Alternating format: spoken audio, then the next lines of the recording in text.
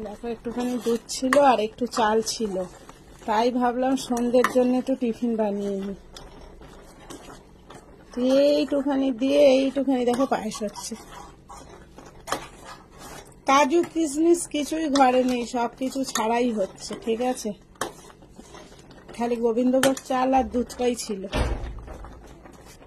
এই যে ময়দাটা মেখে রেখেছি, বাপ ছেলে যখন আসবে ভেজে দেবো, ওরা খেয়ে নেবে। ভেবেছিলাম সোয়াবিনের তরকারি দিয়ে হয়ে যাবে, কিন্তু সোয়াবিনের তরকারি ওরা ওদের মতো নিজেরা নিয়ে খেয়েছে, খুব সামান্য আছে যেটা রাতে লাগবে আমাদের। এই হলো মানুষ, যখন যেটা মন চায় তখন সেটা করে ফেলি। এখন হঠাৎ কটা বাজে, 3:30 না 4টে, 4টে বাজে, 4:16। হঠাৎ আমার মনে হলো এটা করা দরকার, করে ফেললাম। এদিকে কিন্তু প্রচুর ঘুম পাচ্ছে, ভেবেছিলাম ঘুমাবো, সেটা না করে ভাবলাম না, সত্যি কথা বলতে ওরা একটু মানে ছেলেটা বিশেষ করে একটু টিফিন খেলে, খাওয়া দাওয়া একদম করতে না, তো আমার বেশ ভালো লাগে মনটাই, আর কি, আর কিছু না।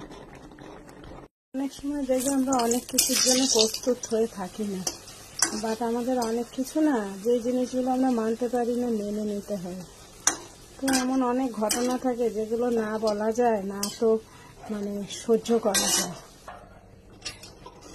তো কি আর করা যাবে, অনেক কিছু মেনে নিতে হয়। অনেক সময় ভালো লাগে না, একঘেয়ে লাগে, এই জন্য এইভাবেই সময়গুলোকে কাটাই।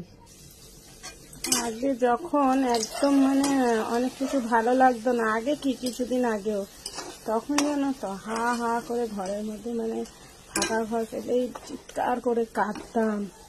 তারপরে বললাম না, কান্নাকাটির মূল্য আর এই যুগে কেউ কাউকে দেয় না, একটু অন্য প্রসেসে নিজেকে ঠিক করতে হবে, তারই এই সমস্ত পরিকল্পনা। জানি এখন তোমরা বলবে তুমি তো বেশ ভালোই আছো, ভিডিও করো, যখন যা খুশি হয় করো, কিছু করার নেই রে ভাই।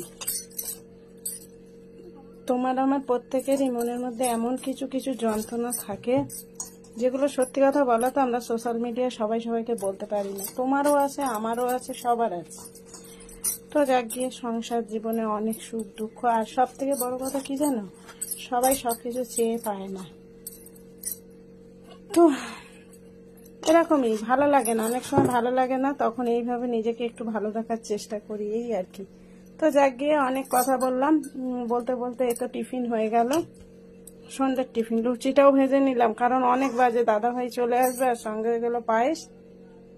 তো তোমার দাদাভাইকে আমি মিষ্টি ফিষ্টি খাইয়ে ফেলছি, আসলে সুগার একদম নর্মাল, মিষ্টিটা আমি পায়েসে কমই দিয়েছি, ঠিক আছে। তো যাই হোক, আর দেখবো দাদাভাই হয়তো সয়াবিনের তরকারি দিয়েই খাবে।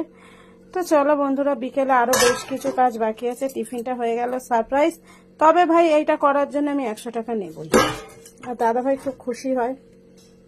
কি খুশি হয় মানে ভালোভাবে বললে সে কিন্তু দেয় তার কাছে থাকলে। তো এই তো হলো ভালো মন্দ নিয়ে সংসার। আবারও বলি, মানুষের বাহ্যিক চেহারা, বাহ্যিক রূপ, বাহ্যিক আচরণ দেখে তাকে চিনো না। হয়তো এটা হতে পারে তার বাহ্যিক যেটা, সেটা হচ্ছে সে সবাইকে আনন্দ দেওয়ার জন্য, সবার কাছে ভালো থাকার জন্য করছে, বাট তার অন্তরে হয়তো অনেক কিছু কষ্ট জমে রয়েছে। সো টাটা, বিকেলের এই অবধি ব্লগটা আমি এখানে শেষ করছি, আবার সন্ধ্যেবেলা তোমাদের সঙ্গে দেখা হবে।